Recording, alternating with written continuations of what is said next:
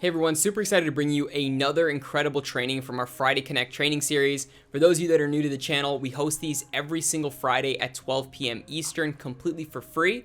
Now, if you're interested in joining one of these calls, just click the link that's in the top of the description. It's also in the pinned comment. That'll take you over to our Facebook group where you can see all the upcoming calls, all the upcoming topics, and even leave some suggestions for something you want to see us cover in the future. With all that being said, let's just get right into the training. What's going on, everybody? Let me kind of share my thoughts on this. I'm going to kind of give my background and kind of how I came into real estate investing really quick and how I learned how to create wealth and not just an income, because there's a massive difference between people who create an income and people who create wealth throughout their career. And I'm going to give you the reasons where I discovered this, because if I had done the right things early on in my career, it sickens me, but it's between $7 and $10 million, $7 million conservatively, possibly $10 million that I'd have as a loss that I would have in my net worth right now if I'd not sold certain houses or flipped certain houses and sold them, or wholesaled certain houses and kept them because of the appreciation after a decade. So I'm going to talk about that a little bit. So first thing is, I went off to college in 2003, put $20 in a poker site, ran it into a small fortune. And for 8 years, I was one of the top online poker players in the world. And if you look on the internet, they shut down those big websites back on April 15th, 2011. It was a weird thing where these websites were offshore and the government wasn't regulating them the way they wanted. Probably getting tax money is kind of what the consensus is. But overnight, I lost everything. But this was a tough moment in my life, but it's also a great moment in my life because it led me into real estate. And so I'd spent my money as fast as I made it, and I had to move back home with my parents, struggled for years, and I ended up teaching myself social media, internet marketing, and that's how I started generating leads. Now, as I started generating leads, I didn't have a lot of money because I was $100,000 debt. So I was forced to start at wholesaling. And then I went into flipping houses, then into rentals, then into owner financing, land deals, and mobile homes on land around kind of in that order. But the thing that I realized early on was there was a couple mistakes I was making in my businesses and my career, which is I was working for income, not wealth. And so write this down, guys. I created what's called the wealth quadrant. A lot of people are sharing this all around the internet and talking about this. And there's 4 things that create wealth, that have created wealth for me. And I also studied before I started going down this process, the wealthy people around me, they all have these 4 components. So the first one, just put in the top left quadrant, is multiple streams of income. So MSI is important. Everybody knows this, but when you talk to the average young entrepreneur, they think that's just how I make more money. If I have more income streams, I can make more money. They don't understand the underlying reason why you need multiple streams of income. It's an insurance policy so that if one income stream that you have, which is a great one, like I had, goes away, you don't have to move back home with your parents, right? If that makes sense. So you need to have at least 3 income streams that can get to where they cover your bills, your basic liabilities, your rent, your mortgage, your health insurance. Because if you have 2 income streams and you lose one, you're back in that same risky position. So the first thing is you need to start focusing on how to get 3 income streams, primarily 3 residual income streams. Now, the second thing I realized I was doing wrong that wasn't allowing me to create wealth, just to create income, was I did everything on my own. And this is a big problem for real estate agents, also real estate investors. They're what's called a solopreneur, not an entrepreneur. They don't have duplication. They don't have leverage. So the way wealth is created is not through individual activity. It's leveraging activity through others, other people's money, other people's times, other people's systems. So for example, we have, closing on 2,000 agents here with our Wolfpack organization. That's almost 2,000 people out there in the world that if they sell a house, I get paid on it. Or if they attract an agent to our company and they sell a house, I get paid on it. That's duplication. That's leverage. Owning multiple rental properties, having multiple YouTube videos on the internet. That's duplication. What I was doing as a poker player was one-to-one time leverage. You can't create wealth doing this. So right, duplication, you need to have something that duplicates outside yourself. The third thing is, and the fourth thing that I'm going to go over, are 2 extra income streams that most people don't work for, and the ones that do get their financial freedom. So quadrant 3 is equity models, and quadrant 4 is passive income. Now there's only 3 ways to create income: actively, which is your time being traded directly to create that income. And if your time stops, your income stops. That's what pretty much most all of us do. That's what happened with poker. That was what happened when I was flipping houses. That's what happens with producing sales agents. So when your time stops, your income stops. That's why you can't create wealth, because you have to trade your time to create it. Now, equity models and residual income models play with time a little bit differently. Equity can expand without your time into it, meaning if you own a stock takes off, the equity increased, the position, your net worth grew, but you didn't have time into it once you bought the stock to make it grow. So your job is to put yourself into equity positions that can expand while you're trading your time for more active income streams and placing your time or putting yourself into more equity positions and getting into more residual income spots.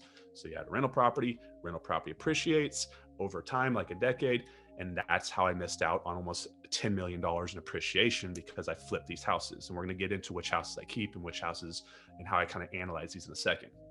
So equity models can expand without time. The third thing is residual income gives you time and money freedom. So you build an income stream once with your time today, but you get paid reoccurring over and over and over. So you build a base income that you build off of, whereas active income you're setting over every single year. So the reason why real estate ownership and not real estate sales is so important is you can create wealth because you have the equity position. Over time, it's appreciating, going up, hopefully. And then also your tenants are paying down your properties. So you're spreading equity positions in both directions, and you're building that cash flow along the way. So let me talk about here real quick, some of the ways that kind of like I look at deals as they come in. So I'm always looking at things based off time, money, and emotion, right? So there's sometimes where, let's say the numbers I ran on a project, I maybe will make 30K on this deal or 30K on this deal, but I only have enough money or time to do one.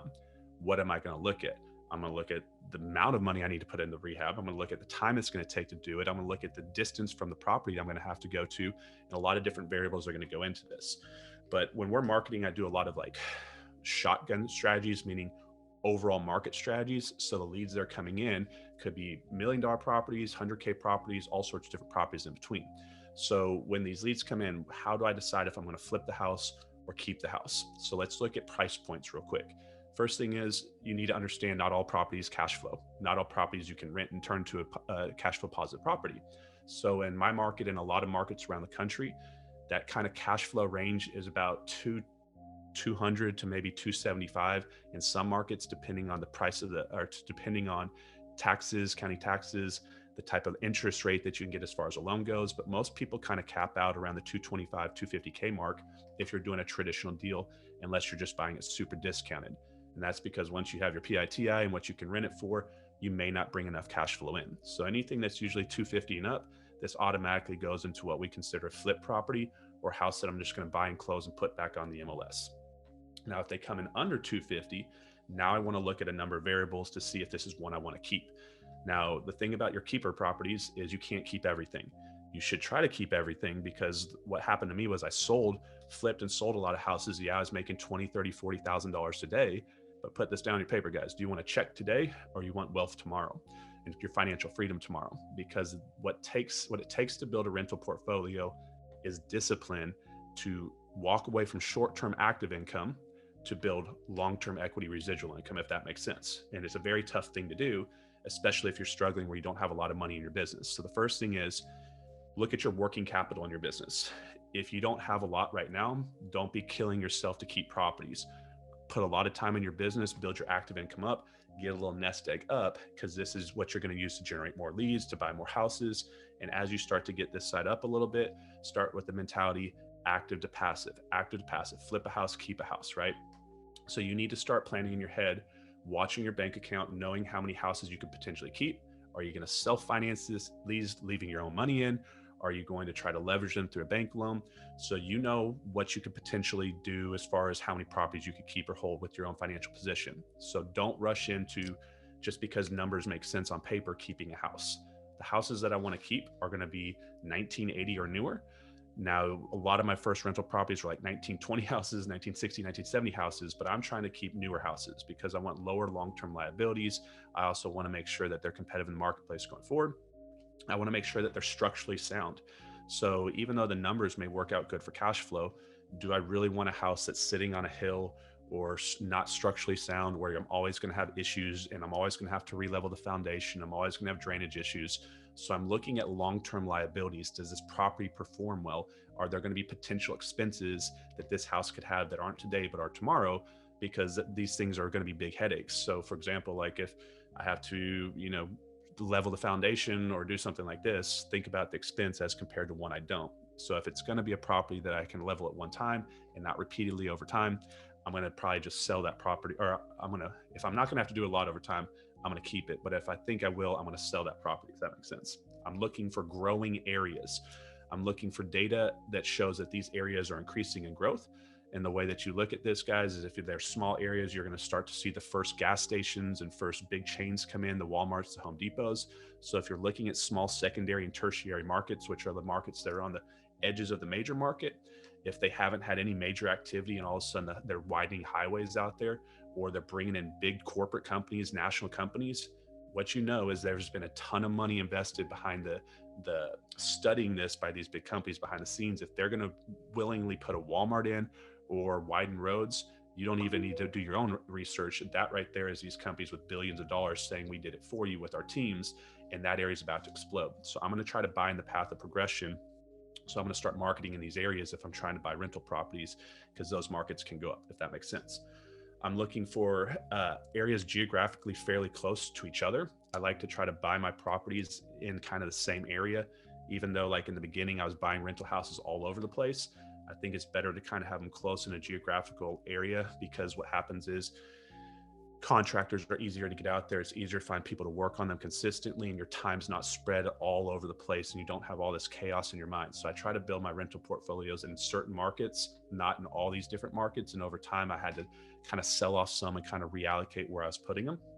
And then the last thing is I'm trying to find ones, they're probably in that 1,400 to 2,000 square foot price point, or 2,000 square foot size.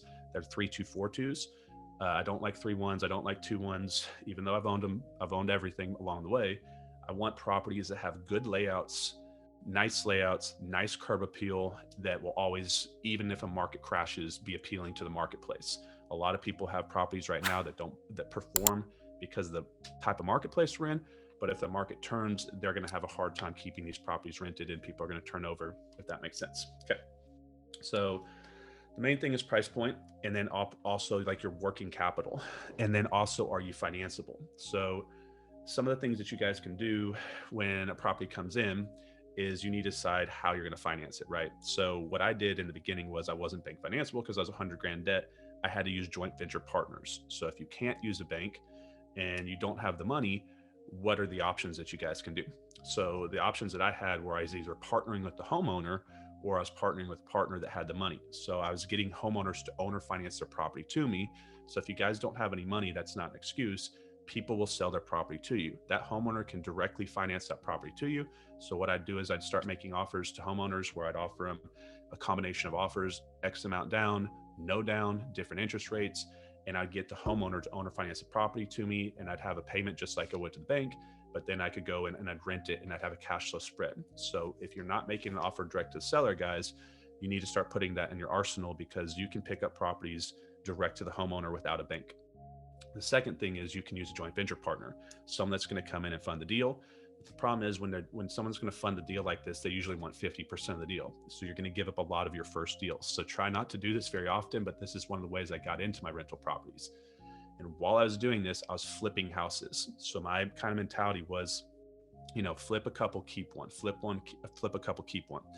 And so the houses that have massive renovation expenses to them, what I do is I just buy them and I put them on MLS and I sell them as is to another investor, because what I'm doing is I'm guarding my time. And one of the biggest things that's going to slow you guys down in the beginning of your business is time.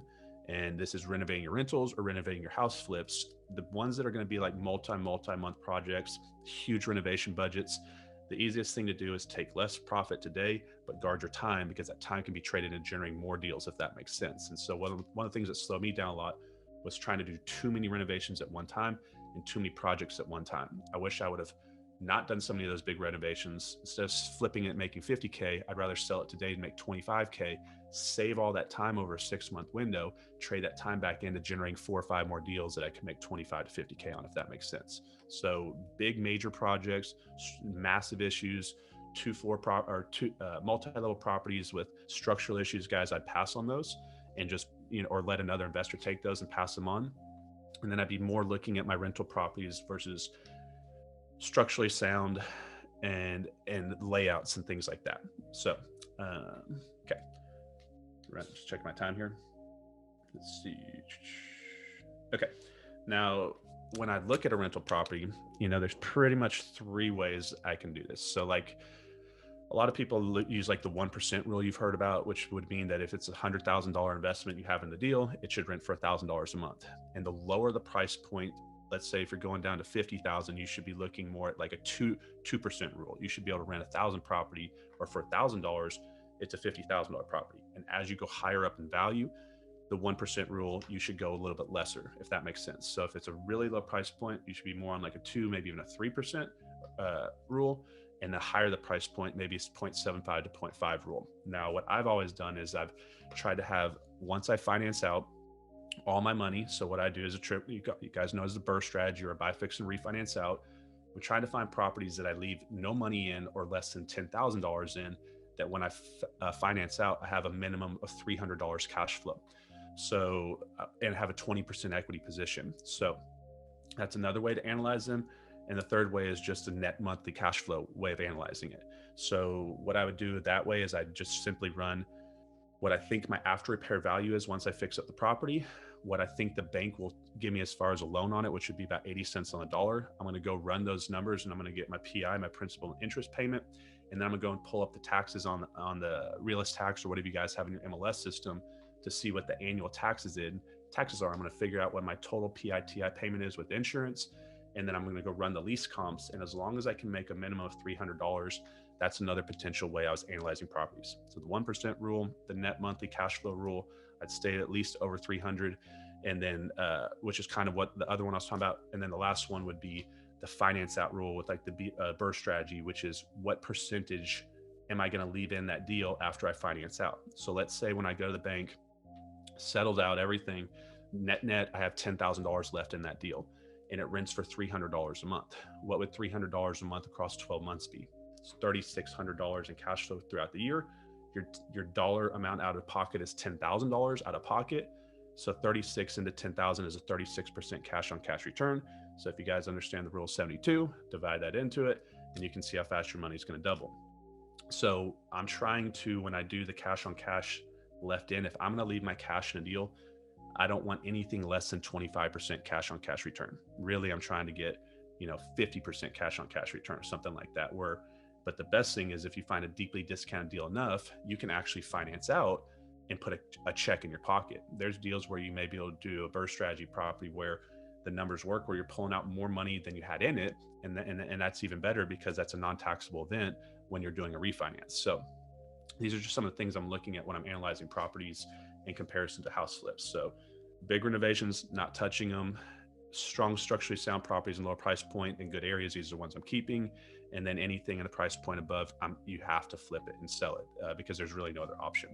So I know I covered a lot of different things bounced around here. I'm just trying to get a lot in here, guys, real quick and give you my thought processes on these. But the biggest mistake that you're going to, or the biggest regret you're going to hear from all investors is, I wish I would have kept more houses. So all these houses I flipped for 30, 40, 50K. That is great. Today money, unless you need it to run your business, you always keep everything. So unless it's a functionality of where I have to have money to pay my bills or to keep my business going, then you create the active income you flip to sell. But if you're going to be able to keep it and it's not going to stress you out and it's not going to put pain on your monthly bills, then every single thing you can keep, or you try to keep, because there's, just think of like 100 houses where I just buy a house for like 80, I put 40 in it. And then with all the carrying costs and closing costs, I'd sell it for like, 160 or whatever it is. I'd make like 30, 40. Those same houses I was doing back at almost a decade ago are worth $300,000, $400,000 now. They've over doubled. So if I had just figured out how to control those properties, think about 100 houses with over 100K in appreciation. It's a lot of money, right? That's how you create wealth. Wealth is created over time. Income is created with today, if that makes sense. So be patient, keep everything you can, be patient. It's not going to happen today, but wealth happens over time. You can create a great income, but the problem is if you keep doing that and you just keep selling your houses, you're never going to create wealth, if that makes sense. You'll build a multiple six-figure income, and the problem is you're going to try to spend it as fast as you make it, and you're just going to slow your progression. But that would be the biggest advice I'd have for you guys. Take the projects that have massive renovations and don't put the time side in and just sell them for a quick profit. Keep everything you can and and try to find properties that are more structurally sound, because these are properties that you're going to own hopefully forever. And so be very selective on the properties that you keep versus the ones that you sell, and really make sure that these are nice properties, good curb appeal, good layouts, good central location areas, and structurally sound, because it's easy to just want to keep everything because you're trying to build your cash flow and you want to build your passive income. and you're just starting to keep properties that you shouldn't keep. And then that's when people buy like 50 houses, swell down to 20, and then swell back up. And it's called pruning your portfolio. And what they're doing is they're selling off their trash properties or underperforming properties to keep their good ones. The best way to do it is just to go slower, buy fewer, buy the right ones, flip the rest, but also keep the ones that are going to make sense long term. That you would, if you wouldn't hold it for the rest of your life for 30 years until retirement, don't buy it. It's kind of my take on all that. Is there an average time frame you would say for a fix and flip? Like, what is like, is it 6 months? Is it 5, an average? And what's like way too long? So you want to go as fast as possible because you have what's called a carrying cost. So you got water, taxes, electric, insurance, and all the different expenses, your loan fees. So the first thing is you want to make sure to understand how to go through a project in sequential order. This is the biggest thing that's going to slow people down. If you don't know what goes in first, what comes in next, then what goes in next, and you're not coordinating these different trades, plumbers, electricians, drywall guys, painters, and you're going to slow yourself down. So there's multiple different profit centers when you're doing a flip transaction. The front side is how efficient are you with generating leads with your marketing? How much do you have to spend before you get a deal? Second step is, so like if you're better at marketing, you're better with lead generation, that's a profit center that's going to increase your income because you're paying less for deal on the front side. Second profit center you guys are going to have is your capital, right? Are you raising money from like an expensive hard money lender at 3 points and 3 and 14? Or are you raising money from an individual private money lender with no points up front and 8% simple debt interest? So the second way to increase your profits is to have better financing on the front end. The third way is to have better contractors and contractors that will do it for a good price and go quick and can get the job done. So when you're dealing with contractors, you're always dealing, so you guys always hear me talk about triangles and things like this. We have a contractor triangle, which is speed, quality. I'm losing my train of thought. So it's either you're going to have quality, speed, or price point. It's very difficult to get all three, but it's easy. You want to make sure you at least have two. So for example, someone that goes fast and is cheap, probably not good quality, right? Someone that goes, really good quality, probably going to be expensive, right? So you want to try to find someone that's got a middle ground, all three of these, because the faster you go through the project, each day has a dollar amount that it takes to own that property, which is your carrying cost. The faster you go through, the better essentially the higher the profit.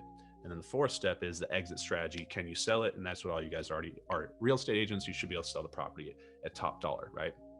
But now I kind of lost your original question, Tharmila, but just kind of giving you my thought process, how to look at the project. Oh yeah, so the timing to do it. So there's a time of the overall project that you're doing. So it varies dramatically depending on the size of the house and the market and how much you're putting into it. But I wouldn't look at it so much as the length of the project, but as your time allocated on an hourly amount to it. So like, for example, like I have make ready crews that like I can give them the keys. I've walked the house with them once. I'm like, here's the keys, tell me when it's done. And I just show up 3 months later when it's done. They're sending me photos and I sometimes run by there. But in the beginning, I didn't have the ability to pay those types of companies a little bit more because my time wasn't as valuable to me. So I was actually having to do some of the work on the properties and I was having to go out there all the time and I was hiring all the subs and things like this. So my time into these deals was massive in comparison to the time I put into them now. So I look at things on a time horizon on how long the project takes from start to finish, but also how much time it's going to take you individually as the business owner into doing that deal, which is even more important. Most people, if it's a typical rehab, like just a basic, come in with nothing really heavy, like, having to like I've had to like lift houses off the piers and like reset them down before and like all sorts of crazy stuff. Like if it's just paint carpets, gut the whole house, pull out the bathrooms, pull out the kitchen, pull out everything, you should be looking to turn these projects over under 2 months, at least the renovation side.